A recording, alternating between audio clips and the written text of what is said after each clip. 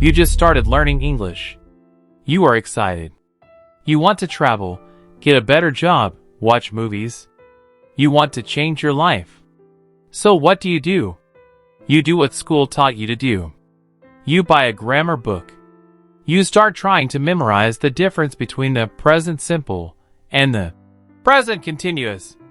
You are memorizing lists of irregular verbs. Go, went, gone. See, saw, seen. It is boring. It is confusing. It makes your brain hurt. You feel stupid because you can't remember the rules when you try to say a simple sentence. You are 2 weeks into your journey, and you already want to quit. Listen to me very carefully. Stop studying grammar. Right now. Put the book down. Throw it in the trash. School lied to you. They taught you that language is math, that if you memorize the formulas and fill in the blanks, you will speak. It doesn't work. That is why millions of people study English for 10 years in school and can't order a coffee without having a panic attack. I'm Tom, and welcome to English Adventure. If you are a total beginner, a 1 or A2 level, I am here to save you a lot of time, money, and pain. Today, we are going to deprogram you. We are going to stop trying to be a linguist and start trying to be a speaker. Part 1. The Common Sense Test: Babies versus Textbooks. Let's use some common sense. Think about your native language. How did you learn it? Did your mother sit you down when you were 1 year old and give you a lecture on the past tense? Did you study flashcards of prepositions before you were allowed to say mama? No. That would be insane. For the first 2 years of your life, you didn't speak at all. You just listened. You absorbed the sounds of your environment. You realized that when your dad said the sound, bottle, you got milk. When he said, up, you got picked up. You learned meaning first. You learned the language through context, repetition, and necessity. You didn't know why the grammar worked. You just developed a feeling for what sounded right. You learned the language first. You learned the grammar rules in school 10 years after you were already fluent. As a beginner adult, you are trying to do this backward. You are trying to learn the abstract, complex rules of the language before you have any experience with the actual language itself. You are trying to learn how to ride a bicycle by reading a physics textbook about gravity. Just get on the bike and fall down a few times. Part 2. The Science of Slow the Monitor Problem. Why does studying grammar make you speak slower? It's not just a feeling, it's science. Famous linguist Stephen Krashen identified something called the monitor hypothesis. When you learn grammar rules consciously, you create a monitor or an editor in your brain. Every time you want to speak, before the words come out of your mouth, this editor has to check them against the rulebook. You want to say, I went to the store yesterday. The editor intervenes. Wait! Stop! Let me check. Is the subject correct? Yes.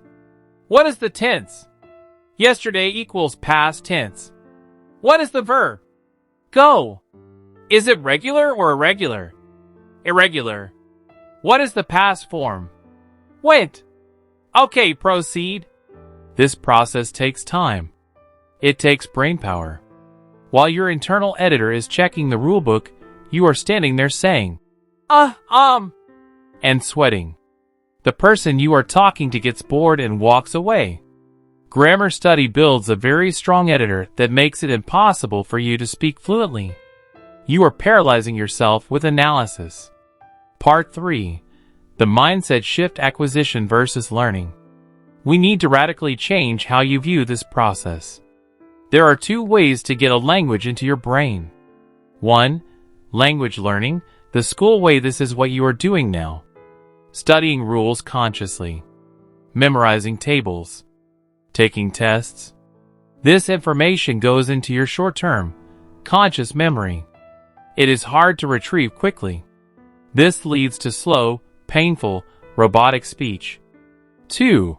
Language acquisition, the natural way. This is what babies do.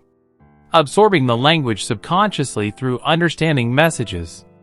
This information goes into your long-term, subconscious memory. It is instant. This leads to natural, fluent speech. If you are a beginner, your brain is not ready for grammar rules yet. You have nothing to hang the rules on. When you have acquired enough of the language, you will start using correct grammar automatically without knowing why. It will just sound right. That is the goal. You need to stop learning English and start acquiring it. Part 4. The fear factor, the affective filter. There is another massive reason why grammar first learning fails. It makes you terrified. When your entire focus is on rules, your entire focus is on not breaking the rules. You become obsessed with mistakes. Every time you open your mouth, you are taking a test. If you make a grammar mistake, you feel stupid. You feel like you failed. So what do? You stay silent. You become too scared to speak because the risk of making a grammar error is too high. Linguists call this the affective filter. It's a mental block caused by anxiety. When your anxiety is high, because you are scared of grammar mistakes, the filter goes up, and no new language can get into your brain. We need to lower that filter. We need you to stop caring about mistakes so your brain can relax and actually learn. Part 5. Tactical protocol number 1. The power of chunks instead of Lego bricks. Okay, Tom, if I don't study grammar books, what do I do? How do I speak? You need to change how you build sentences. Right now, you see English as separate individual Lego bricks, words and rules that you have to build from scratch every time you speak. That's slow. You need to start seeing English as pre-built walls. We call these chunks, or phrases. When a native speaker wants a coffee, they don't think about grammar. They don't think subject, I plus modal verb, would plus verb, like plus article, a plus noun, coffee. They just use one pre-memorized chunk of sound as a single unit, ID like a coffee. As a beginner, your job is to memorize these useful chunks. Don't analyze them. Don't ask why. Just accept them. Don't ask why it is.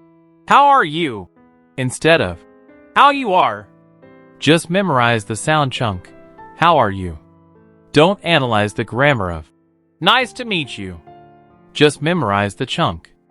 Get a phrase book for travelers.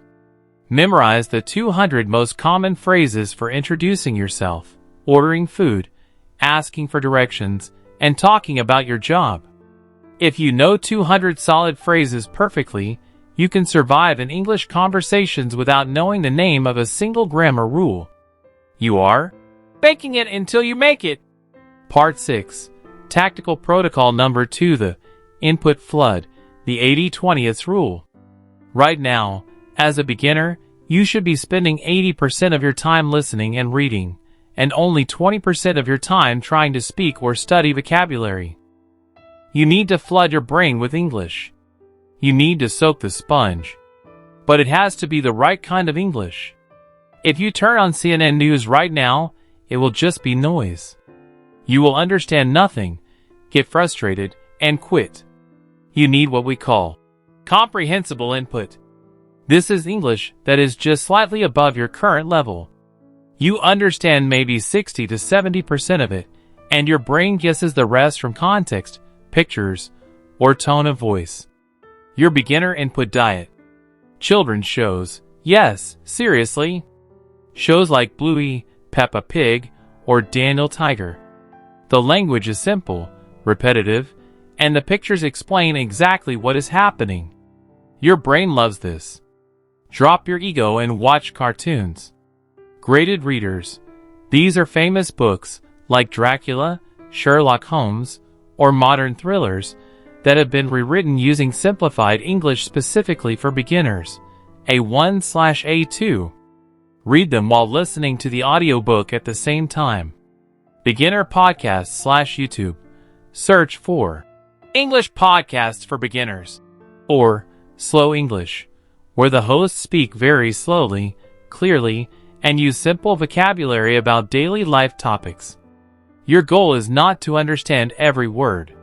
Your goal is to get used to the rhythm, the sounds, and the patterns of English. Do this for at least an hour a day. Part 7. Managing Expectations. The silent period. Finally, a warning. When you switch to this method, it will feel weird.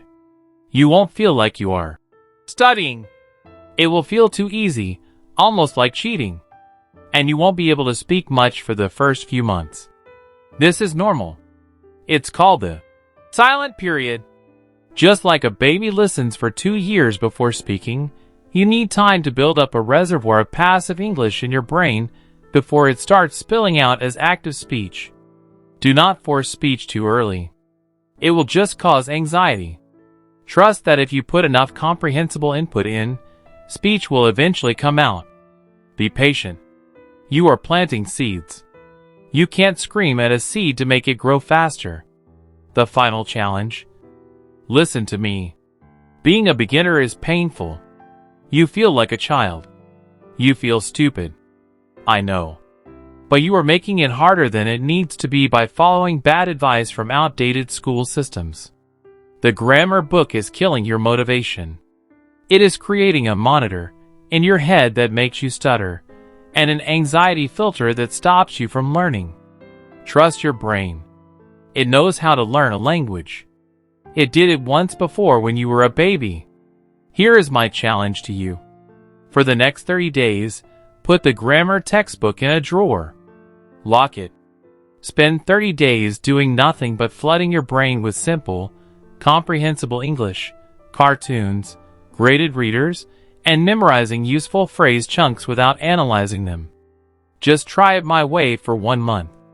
If you hate it, you can go back to your verb tables. But I promise you, you will feel freer, you will actually enjoy the process, and you will lay the foundation for real fluency, not just test taking. If you are a beginner who is ready to stop suffering with grammar and start actually acquiring English, hit the like button. Subscribe to English Adventure. Welcome to the start line. I'm Tom. Keep it simple.